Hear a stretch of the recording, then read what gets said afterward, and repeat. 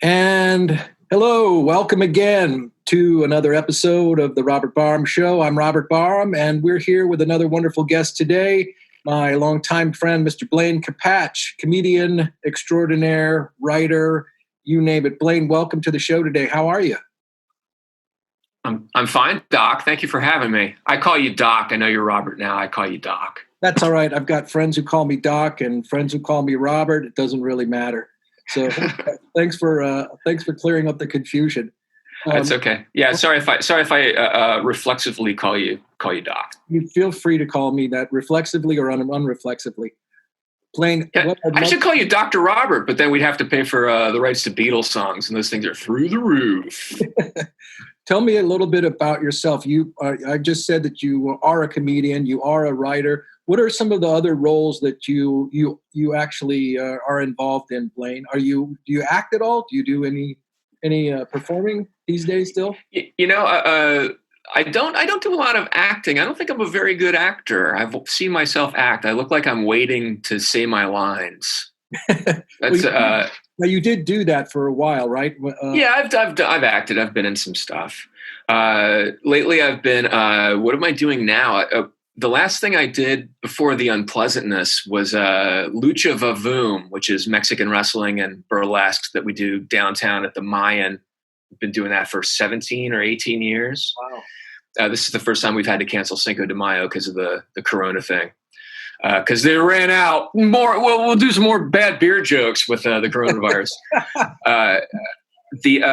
So I hosted the Lucha Vavoom thing. I was announcing roller derbies for a while. I was playing in a band with some comedians. We would wear masks and have go-go girls play all over LA. That was fun. What was your instrument?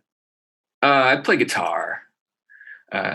But it was just fun, stupid fun. Like I said, we would wear masks so we wouldn't have to worry about how our hair looked. Who were would I recognize some of the other comedians? Ron Lynch, one of the funniest men on earth. Craig Anton, do you know Craig? I do. I remember him from San Francisco is where we met. Yeah, Craig is he's an acting professor in Savannah, Georgia right now. So he's out of town. But Craig Anton and Amit Edelman, who was running the Steve Allen Theater, the late great Steve Allen Theater here in the Los Angeles. But and we would go out and just play a lot of stupid garage gigs. That was fun. But that was certainly more dilettante, not a professional venture. So and then I write when I can, and I go out and do stand up when I can. I'm at home. My wife is an animator, and so she works at home. I go out and do shows when not right now. That looks like that's going to be kind of off the table for the foreseeable future. But lots of writing, that kind of stuff. Doc, I'm sorry if I just rambled. You didn't ramble. I was just really curious of what kind of things that you've done since we've met. I mean, we met many years ago. Now, if I reflect, it's probably what, more than 30 years now that we've known one another. Do you remember the first gig that we met one another on? It must have been in DC somewhere. Yeah, you were probably living. Probably a Garvin's. Uh-huh. Unless you came up to Baltimore to do something, but it's some sort of cross dissolve of you into my life for both of us, I guess. Right. But yeah, it had to have been in DC somewhere. And then we were talking about this the other day. We had that gig in Youngstown, Ohio. Uh-huh. I drove down from Baltimore and picked you up. We drove out to Youngstown, did that horrible hotel gig, and then drove home. Oh, God. When I fell in love with the because of that drive, I believe, that's when I fell in love with the Honda. You were the one who told me that you had gotten something like 250,000 miles on your Honda, and you had it wasn't an Accord, was it? No, I had an 89 Civic hatchback, and I had 212,000 miles on the original clutch. And I drove it across the country 3 times. I moved to San Francisco with it. I lived in San Francisco for a few years with it. I moved to LA with it. And then I remember I got a new car in 98. I traded it in for a 98 Civic. And I had to I cried. I told the salesman, I was like, you have to leave me alone for a couple minutes with my car. Took a bunch of pictures. I was very sad. That was a great car. Yeah, I actually ended up getting a Honda Accord because of that influence, believe it or not. I love that Honda Accord. I was living out in the valley in Los Angeles, and I remember going out to the lot and finding it, falling in love with that car and taking it for a drive. And I remember right after I signed the check and drove off the lot, I was driving down the road and I drove extra slow, below the speed limit. And I remember my hands were lightly on the steering wheel, and I actually went into some sort of altered state of consciousness while I was driving the car going, this is really happening. I own a Honda Accord. It's all mine. Amazing. And then right in, up the curb and onto the fire hydrant.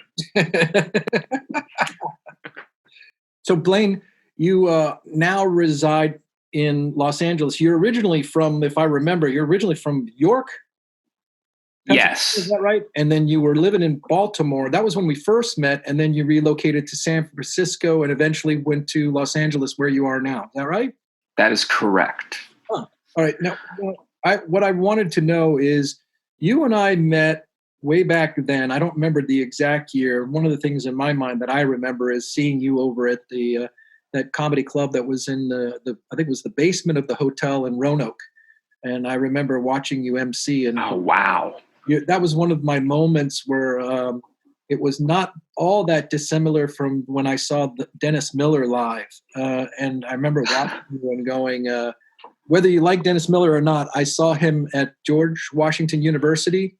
And I thought, I didn't know you could do that. All those obscure references and intelligent jokes like that. And it was a little bit like that. I remember standing at the back of the room and walking in and watching you and going, wow, I didn't know you could do that, because you were getting away with exactly that. Doing Dennis Miller's material. Hey, first of all, thank you. I got to say, I know Dennis takes a lot of heat. I think the politics diverged a little bit, but I will say Dennis Miller's black and white special is one of the funniest hours of stand-up I've ever seen. It's a fantastic special. It looks fantastic, and it's also really brilliant material. That's super sharp. Yeah, I mean, I don't want to get into any of that stuff. But yeah, I have no problem with Dennis Miller. I think he's a wonderfully funny guy. Yeah. Well, I remember watching it. I mean, these jokes I remember you doing, and this goes way back, but I remember you, and I hope you don't mind me referring some of the jokes that are so old, because they're still funny. But things like, it was a joke about one-track mind and eight-track mind. Oh God. Yeah, she doesn't have a one-track mind. She's got an eight-track mind. What? And then I would do my annoying girlfriend voice, which is a bad trope. And then I would press her nose, and you would hear the programs change, and she would fade out. And it was the it was the click click or the chunk of changing from one track to another track, like an 8-track. That was so funny. Oh, it was something like when are you going to take the garbage out? When are you going to do the thing? Because I gotta clean the kitchen. I'm trying to, yeah, something like that. Okay. Hey, let me write that down. I'll put my 8-track chunk back into my act. Yeah, that's what I should be doing in 2020 is 8-track material. I was thinking about that yesterday, and how, like, so many years later, that's still such a super funny joke. And there's so many jokes that I remember watching you do, and I thought, this audience is getting these jokes. This is fantastic. What a wonderful! It just sort of opened up everything for me by watching you. Oh. At that place in Roanoke, that comedy club in Roanoke. So what was it? Were you, not to sound like too cliche here, but honestly, were you a funny kid? I was a funny kid. I was the youngest of 3. My parents were older. My brothers were basically out of the house. I was very charming, and I was small and weak, so I would make the other kids laugh instead of hit me. So you were you learned that as a sort of disarming quality? I think I did. I mean, I must have, because I was in school. I was very chameleonish, in that I could hang out with the heads and the jocks and the brains and the normal kids and stuff, and everybody liked me because I would tell dumb jokes. And but like, my father was a barber, and we had a barber shop in the front of our house. And I remember when I was a little kid, I would go in with this little tin cup, and I would tell jokes to the guys on the chair, and they would give me a nickel or a dime. Tell them some stupid street joke. That was your first one-nighter? Yeah, I still owe my agent 10% for that. Wow, no kidding. So yeah, it was fun, and my parents were funny. They would let me stay up to watch. I would always watch Carson monologues with my dad, and like they'd let me stay up to watch Mad World and Bob Hope specials and stuff. And so I was sort of I had an appreciation from stand up, and plus there was always like Merv Griffin and Mike Douglas and Dinah Shore. They had those afternoon shows, and there were great comedians on there. And my dad would have the TV on in the barbershop, or my mom would be watching it. So I'd get sort of like this passive stand up coming in from the side. Huh. So yeah. I never thought I would be a comedian though. I always wanted to be a writer. I never knew I would be a comedian. So those are some of the early influences, like you just ticked off there. The comedians that you saw on the talk shows and whatnot, and Carson and that kind of thing. Who were some of the other really powerful influences for you early on? Are there influences that like stick with you to this day? Well, I mean, unfortunately I was a huge Bill Cosby fan. I saw Bill Cosby live when I was 12. I love Steve Martin. I mean, I had an iron-on shirt that said, that had Best Fishes and Wild and Crazy Guy on the back. I mean, Steve Martin was sort of like a seismic thing, because he had that huge album. He had Let's Get Small, and he was like a stadium comic. I was, like 11, 12 years old, 13, whatever. And, but he was also very funny. Like, stuff like Bugs Bunny and Firesign Theater, you can say all that stuff. But I think that as far as real influences got, I didn't really see anybody until I started working with comedians and going out to see actual comedians. When was that? Like, were you in high school, college? No, I couldn't get in. I would try to go out, and whenever they would open a comedy club in York, Pennsylvania, I'd try to go out and get in, and they wouldn't let me in because I wasn't old enough. I mean, I started when I was 20. I wasn't allowed to be in the clubs, but drinking age. Yeah, drinking age. They let me slide in Baltimore because they're lawless. But yeah, it was the first show that I saw before I did stand up. The first real live show that I saw was at Charm City, the club where I started in Baltimore, and the headliner was Rita Rudner. The feature act was Jonathan Katz. And the MC was a guy named Bill McCuddy. You remember Bill McCuddy? I do, yeah. Yeah, and it was they were all so good and they were all so sharp that it was a good first show to see.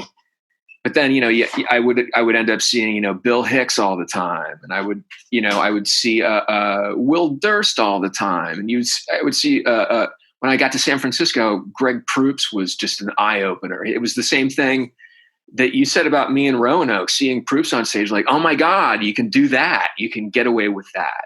Right. He was such a huge guy for me, Greg Proops. Very. But everybody, and Patton, guys, my contemporaries are all huge influences on me. And I'm big fans of everybody that I came up with and I work with. If anything, I was a comedy fan going in. When I became a comedian, I became even, I guess, a comedian fan, because just you can see, like a guitarist, you can see people coming up with different music on the same instrument. It's right. It's just I love comedy so much. That's sort of how I mean, there's some similarities. I love Bill Cosby. There's all this controversy because of his multiple rapes. Yeah, a little controversy. It's not, well, what I'm thinking is it's somehow there's a distinction, which is either you can't or it's not okay to say this person created some good art if they committed crimes. And yeah, that's a weird kind of a thing. And I guess I don't agree with that. It's not meant to offend anybody, but I'm able to see that there is this person working in this domain as an artist is able to, and so that may be that people who've committed criminal acts actually have the capacity to create some pretty powerful and effective art. in whatever it is. I saw the same thing happen on another a show that I watched where it wasn't okay to like Picasso anymore because he was a sexist and that sort of thing. And I just generally I don't agree with that. I don't hold it against other people to hold that opinion. I get it, but I know for a fact that when I was a kid, I listened to, I don't remember the name of the album. It's the one that has him on the cover with the soapbox derby go-kart. And he has the story about the chicken heart and all those stories are just amazing. And the early Fat Albert stuff. He wasn't not a great comedian, but he turned out to be a monster off stage. And it's I wash my hands of that kind of stuff, and I appreciate the fact that he was a great artist before his horrible truth came to light. It's very hard for me to not hard for me. It's very easy, but it's like a weird amputation. Like, well, Bill Cosby's gone. Oh, really? Okay. It's it is bizarre. And I had a dream about it. I don't want to be the guy talking about my dream, but I had a dream that I was in a hotel, like a big banquet room, and it was dark and it was empty, big round tables with empty plates on them. And there was a door with a light, and you could hear people in the hallway that this thing had let out. And there's Bill Cosby sitting at this table, and he looks at me, and I said, "Hey, I know that you're going through some legal stuff, but I just want to say I always thought you were really funny, and you were a big influence." And he takes my hand in my dream and he says, "Don't go, please don't go. Don't leave me. Don't go. Don't leave me." And I start pulling my hand away, and people in the door start looking in, and I say, "I have to get out of here." And I just let him go and woke up. And it was my brain saying, "You're done with Bill Cosby. He's a serial rapist." Wow. I guess it was my brain just saying, you just have to move on from this. You're not going to get into arguments about it. You're not going to have any redemption discussions. Just there's plenty of other funny comics that you can love. Oh, interesting. Well, so to kind of just go back for just a minute, you had all these comics who were influences for you, and you started getting into the clubs a little bit before it was at the age of 21, and then you finally relocated from the Washington, D.C. metro area, which is kind of where you sharpened your original chops. You went out there to San Francisco, and you got to see guys who blew you away, like Greg Proops. What was it? I remember when you and I were in that same area there in the Washington, D.C. metro area and sort of the mid-Atlantic region, and reaching out to in the area. You guys, you and Patton and a lot of the other guys came to Virginia Tech there to go and work the room that I started there. And because you would usually buddies, right? Which I don't know where he is, but I want to say thank you to Buddy if he's still around. And that was one of the oddest things to find out, that apparently Buddy was if this is true, I was told by other people that he was actually a part of the same family as the Bundys of the Notorious. So he was Buddy Bundy, right? So you, I got to say that was that room, Buddies at Virginia Tech, was one of the best ever rooms. It was like proto modern comedy room, just one of the first non-comedy great comedy rooms. I always had a great time there. Everybody was very, very excited to get down there. And I think the audiences were such good audiences, and really hungry to just be there and participate and help make a really fine show. I felt really blessed with that. And so you go out to San Francisco, and what was it that brought you out there? Well, I knew from all places, San Francisco. Well, I knew all my life that San Francisco was a big comedy town, that it was like, Lenny Bruce and the Purple Onion and the Holy City Zoo. And I knew there was always a club scene there, because you remember the old newspaper, Just for Laughs, the comedy newspaper? Sure, yeah. It was a comedy newspaper that came out from San Francisco, and it had articles about comedy, whatever. But in the back, it had this invaluable list of all the clubs in the country and who was working there and what their numbers were. And the comedians would be able to see who got what chains and who was working what rooms.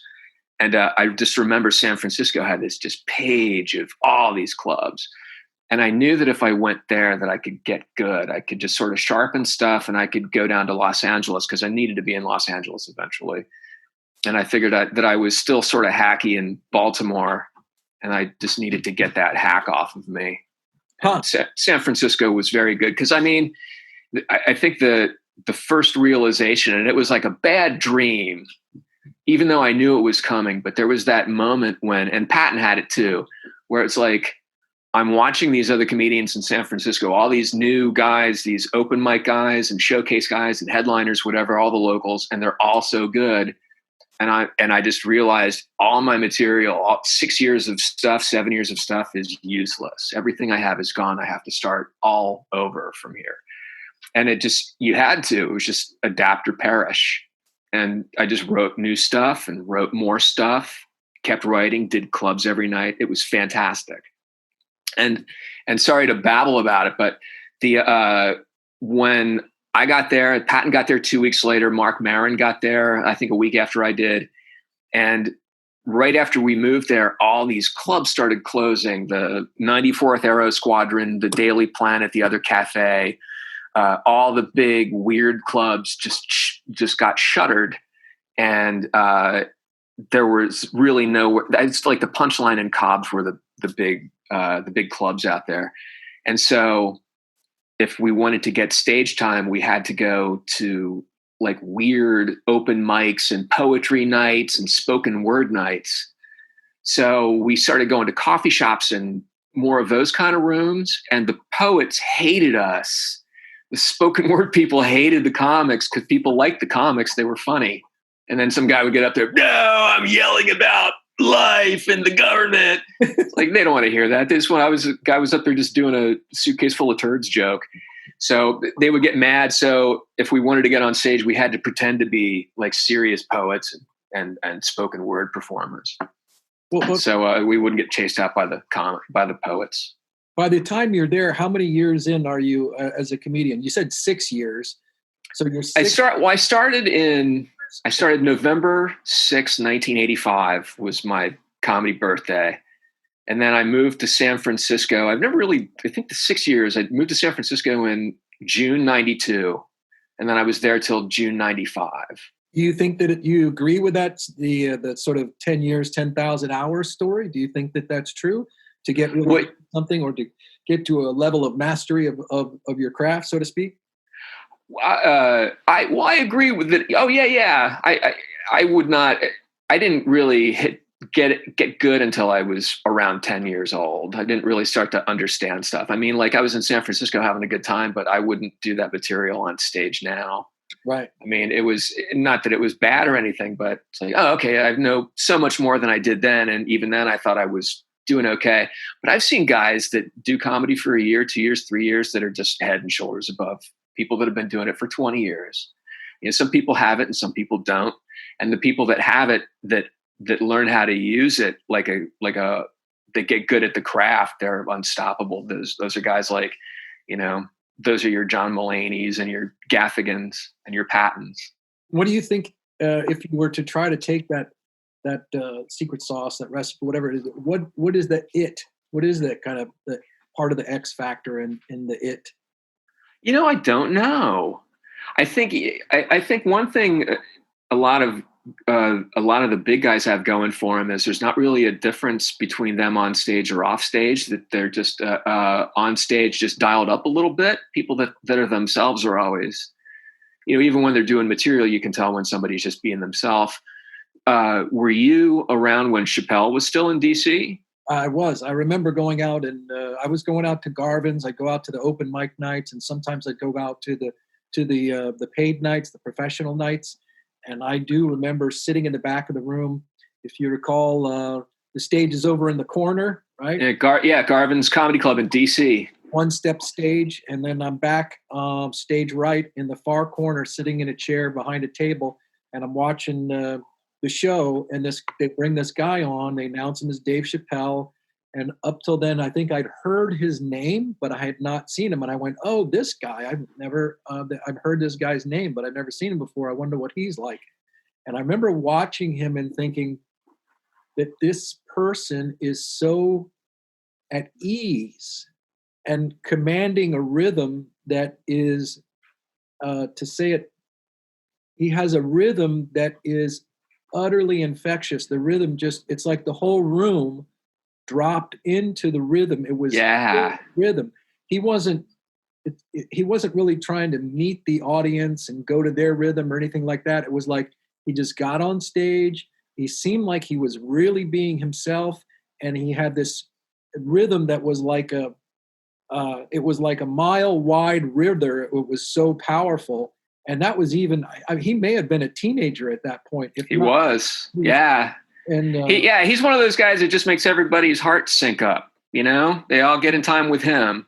He, we saw him his first night on stage. The first night he ever went up was at one of those Tuesdays at Garvin's, and they brought him up. And I remember we were in the back. There was a bunch of us, and we were all looking at each other going, this guy is going to be huge. I mean, it sounds like a joke, but it's like, this guy is going to be a star. He was an instant natural. He sounded like he had been doing it for his whole life.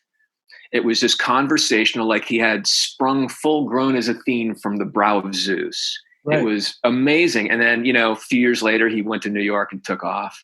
And he was always always a sweet guy, and always himself on stage. I guess that's the it factor, is that it has to be you. Yeah, there's definitely something to that. And I agree. Dave was always an affable and warm and friendly guy. And that was, he just sort of radiated that quality. And I remember running into him again a couple times in San Francisco at the Punchline. And whoever you were, you weren't any different from him or anybody else, is the way that he made you feel. No matter how gifted he was and successful he was, at the moment you were talking to him, you felt like it was just you and Dave having a conversation, which is a wonderful quality. Do you think that, because you said something earlier, because he's a tremendous writer, do you think that writers can be comics can be writers and that sort of thing? Do you think that that's moving back and forth in those roles is possible and pretty easy, or is it real work and not so possible all the time? I think when I was a comedian and I got my first real writing job was Mad TV. I wrote on the pilot and the first 4 seasons of Mad TV. And when I would get finished at night, I would go out and I would do Largo or Diamond Club or, Genghis Cohen, or the Improv. I would go out and do club dates. But it got to a point where working on the staff was a little tiring. And by the time it was showtime, I just wanted to go home. And it's like, I'm going to turn in tonight. I'll do it tomorrow.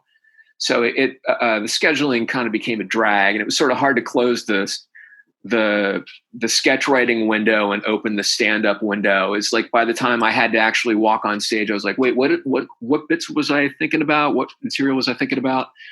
Because I was working on some, Vancombe lady sketch for the show or whatever. But I've seen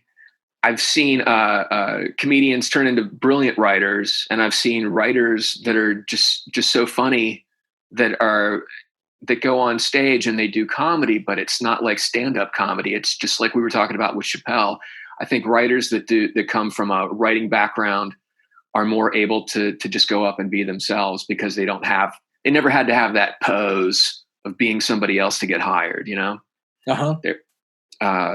and they can just write and do their material the way they wanted to. It's different for everyone though, Doc. You know how it is. Yeah. Not all writers can be comics. Not all comics can be writers. Not all, I know musicians that are funnier than comics that don't just stand up. Well, now are you, is it easier to make you laugh these days? Harder to make you laugh? Is it just as easy? What's it like now after this many years as a writer and a comedian? Oh, you know what I love? I love laughter, Doc. I just love to laugh. I'm a laughter guy. But no, it's like I love any jokes. I love. I watch clips of comics on YouTube. Oh, that guy's great. She's fantastic. Oh my God, I can't believe that. There's funny jokes on Twitter. I laugh out loud. I show my wife. I read these jokes to her. It's comedy is fun. That's the whole point. It's not a serious thing. It's I'm sure if you're working in the if you're a bricklayer, it's like, honey, check out my wall. Are you the one? Are you the? Do you feel like it's ever the crowd's fault when you're on stage and you're not having a good set or it's not a good show, or is it in general you're the kind of guy that takes the responsibility and says it was my work, or is it a collaborative kind of thing? I know you're not supposed to blame the crowd. It's usually the case. It's usually my fault. I mean, I can tell you exactly where hey, here's where I twisted my ankle. Here's where I fell off the pommel horse. Here's where I should have had more rosin. But I've had nights where it's like this crowd can blow me. You know what I mean? It's like sometimes they're just bad, but you can't take it personally. You certainly can't take it personally. You can't take comedy personally, Doc. Do you still go out occasionally and do stand-up sets? You're still doing sets and performing, like you said. I do. I was supposed to open for Patton in Anaheim before the lockdown and and stand-up went away. And but yeah, it's like I would go out and do it when I can. Like I said, I'm in my 50s and I have a 6-year-old kid, so I'd rather just be in bed when the shows are getting started. But yeah, I do comedy when I can, because every time I'm on stage, I'm like, why am I not doing this every night? Is that kind of feeling? Yeah, it's always fun. And it's like like we were talking about earlier, when I would be writing on a show, and it was hard to get into the head of doing stand-up at night, I would when those shows would go on hiatus, I would go out on the road for 2 or 3 months, and I would go I'd go to San Francisco and do the Punchline or Cobb's or whatever. And those were Wednesday through Saturday or Sunday gigs. And the Wednesday show was so much fun. It felt like I was just like kind of stretching. And then Thursday and Friday, you could just see it getting so much better and so much fun. And your brain slotting things and moving stuff around, remembering little tricks you learned. And then by Saturday, it's like, I just want to keep doing this. The more you do it, the better you get at it. It's a negative tolerance. Yeah. Well, so you love the stand-up comic. What would is it possible for you to get back on stage on a regular basis frequently? Because that was my plan, because I'm between shows. I was like, you know what? I don't have a staff thing right now. When I do write, it's usually stuff that I can do from wherever. So I was getting ready to go out on the road, and then the virus. And now nobody's on the road, and nobody's on. Well, people are on staff and writing from home, but it's all sea changing right now, and people are kind of don't know how it's going to shake out. So when you're writing, what are because I want to kind of get into some of the details, if that's all right. As a comedian and a writer, are you the kind of guy that? What are some of the tools of the trade for you? Are you like a pen and pencil paper guy, or do you use your phone? Do you use all the above? Do you use a recorder?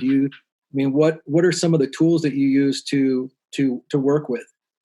If I think of a joke, I text myself, and then write it down I write stuff down on index cards, and then bang it into a bit in my head, just kind of talk it over when nobody's around or when people are around and look at me funny. And then would do it on stage, and I would know I guess that's it. That's as far as stand-up goes. And then when sketch or jokes or anything like that comes up, I just write it on a computer. I'm pretty close to the computer. Okay. So you're actually using you take the idea, the genesis of the idea. When you get an idea, have you thought about not where it comes from, but how it happens? That is it typically a moment? Is it something? What are some of the ways in which it comes to you? Or that you think funny or you get funny? What are some of the different ways for you?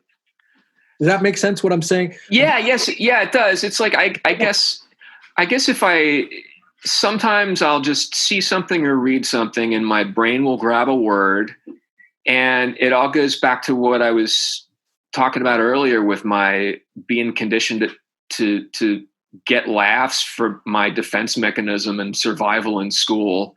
And my brain tries to turn everything into a joke, and it's not fun sometimes. but my brain will find a joke for almost anything. But sometimes my brain will go, "Hey, check this one out," and then, "Hey, now I have a bit about squirrels." So do you have the experience of coming up with frequently inappropriate jokes in situations because of the automaticity of the kind of the joke function, that the way it functions in you, the joke creating function? Yes, I've said horrible things in front of my girlfriend's parents, thinking I was hanging out with other comics, and that was a big no-no. I won't repeat it. I thought it was funny at the time. I was a kid. One thing I'm glad I've grown out of is my youth. I would just do the dumbest shit when I was young. I wish my body was young, but man, ooh, the no wisdom. Not that I have any now, but Jesus. So I have better filters now that I'm older. I think that's one good thing about doing comedy is it teaches you filters. one of the things we've been talking about is writing comedy and then taking it to stage and performing the comedy. And from my perspective, right. writing it, but I'm wondering, how often do you take situations that occur to you that maybe are unexpected, like things that happen to you in your life that are unexpected and they're biographical, and then you bring those to stage? Well, you know, I have a wife, and then I have a comedy wife. The comedy wife is the one that I write for. But I don't talk about my wife or kids. Yeah, I'll say, hey, I have a kid, and I'll use the kid to springboard into a joke about Magic School Bus or whatever. But I try to. I don't know if I do it on purpose. I keep my personal life sort of at a comedy arm's length when I'm on stage. I mean, I've talked about. I've done sets about having prostate cancer before, and those I've done it a few times, but those are obviously very, very personal and stuff, but it's all full of dumb, weird stuff that, my little, whatever, little curly cues my brain puts on it that makes it interesting and not just a guy talking about cancer. But I try to stay away from that. It's like, as far as my comedy goes, I like to just I like to write jokes and just write funny jokes and have just jokes. They don't have to be about anything, just jokes. I just like funny jokes. Now, I don't really have a personal agenda with the stuff. Maybe I should. Maybe I'd be huge. Have you ever tried to do that? Like, have you ever had a period of your life where you said, well, I'm going to go ahead and do that? Or, I mean, I know you just mentioned talking about you mentioned prostate cancer. That's something that you went through. And you're fine and healthy now, but was there ever a period in your life where you thought, I'm going to kind of go and do this thing, I'm going to start talking about these events of my life, and you backed off? Or I don't know if I did. I think I tried. I was doing Uncabaret shows a lot, and that was the old Luna Park days. And Uncabaret, for people who don't know, was one of the proto alternative comedy rooms where comedians would just throw material away and they would talk about stuff that happened to them. And I had lots of stuff like that, but I found when at the end of the day, I just would rather write jokes and do weird bits and stuff like that. I not to be contrary or anything, but just I found that fit me a little more, because I hated opening up. Because as much as I like people laughing at me, I don't like people laughing at me. You know what I mean? Sure. Well, maybe not. Maybe I shouldn't make that assumption. You like people laughing at you because you're being funny, but maybe not in a disparaging or. Yeah, I mean, nobody likes to be judged, and I'm very just self-conscious about everything about myself, and my laughing Teflon shield of I don't care is obviously a front, as it is with everyone, I think. And it's like, I just don't like to, as open as I like to be, I don't like to open myself up. So I don't know. It's just, and as I get older, I'm glad. It's almost like the way I limit my family on social media. I don't want to bring them into my sordid jokes. You know what I mean? Sure. Now, when I was a lot younger and doing stand-up comedy, I learned a lot about sort of how to think and how to act as a comedian. And I think I probably took on some bad bad habits. Like there was a brief period of time where I think what I learned from other comics was somehow it was acceptable or cool or something like that to be at the back of the room and to criticize other comedians who you thought were not such good comedians. But there was a period of time where I outgrew that, where and I reflected and I said, you know what? I don't feel like being the guy on stage who knows that knows or doesn't know that there's comedians sitting in the shadows in the back of the room who are just eviscerating me from the back of the room. And because I'm a comedian, and who am I to judge anyway when it comes to somebody else's work ethic and their process and what they're doing? You know, one of those guys. There was a period of time where it was sort of okay to give Carrot Top a hard time, but the truth is, the guy has some funny material and he makes a lot of people laugh really hard. And the guy is actually a really pretty nice, friendly guy. And he's a good friend of mine. When I was working on At Midnight on Comedy Central, and he was one of the guests, and he had a wonderful time, and he invited all the writers out to see his show at the Luxor. He's got that residency at the Luxor. And we all went out to see his show, and it could not have been funnier. It was super tight, full of jokes. He's one of the best prop comics. Yep. He had a joke about the Blue Man Group that laid me out. He's a sweetheart, and people that are down on him don't know how funny he is. I think this goes to something that I've always felt, and I think something that I learned, like you said, when you're in the back of the room and you're dragging other comics, it's like that's mean. And I know a lot of comics do it, and I've done it, and it's just mean. You feel bad about it. You grow out of it, and you learn that you have to be objective about other comedians, because if you apply your own personal tastes and values to everyone, nobody's going to live up and nobody's going to be funny, and you're going to be bitter. If you can watch other comics and go, I don't think this guy is the best, but I get what he's doing. Hey, the crowd liked that joke. What's he doing that they're laughing at if he's not that funny? You know what I mean? It's like you have a million thoughts about stuff. Just enjoy comedy. Just enjoy jokes. People trying to make you laugh. There are guys that suck, of course, but you know. Are there qualities? So as a performer, are there qualities or attributes in a club for you that really make a club a stellar room? Like, what are the things that stand out for you? Because I've noticed coming from theater that there are certain things for me that I really appreciate when I see them in a room. What are the kinds of things that make a good club for you as a comedian? A quiet bar area is nice. I love a good wait staff. A good wait staff is the key to any club. If you have a good staff and they're all friendly and upbeat, then that sort of trickles down. You get that everybody gets on the same sort of emotional wave. But as far as like a layout, a nice dark room, nice sound system, that kind of stuff. I don't need a big green room. Parking is nice.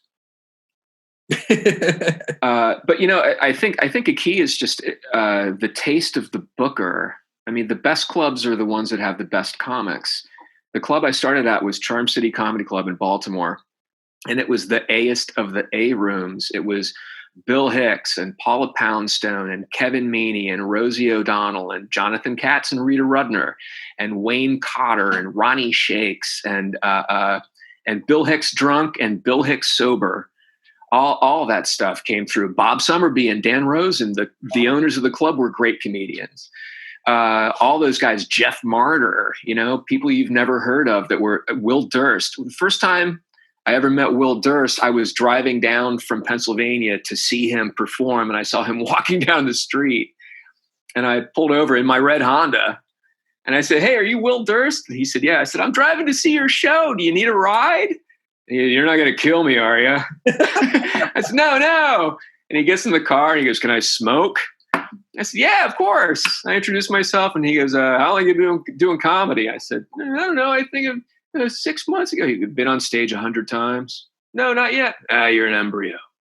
And then I just watched him. We've been friends ever since. He's a sweetheart. He's king of San Francisco too. And then him and his wife Debbie Durst are good friends of mine.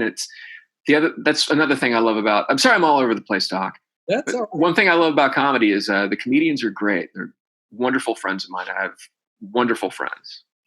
there is a kind of quality amongst comedians, at least in my experience, that they are generally friendly and supportive of one another. And there isn't a lot of that.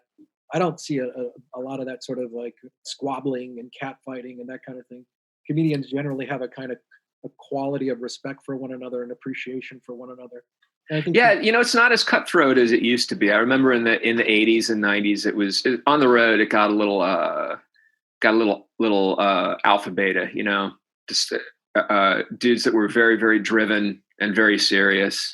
And funny on stage, but driven and serious off stage. And I think the late 80s and the 90s, in the 80s when the boom kind of started to go away a little bit, that's when the road and the showcase rooms kind of diverged. Excuse me. Where they would you would get the guys that were just on the road, and then you would get the guys that were just in New York or just in LA or just in Chicago or San Francisco.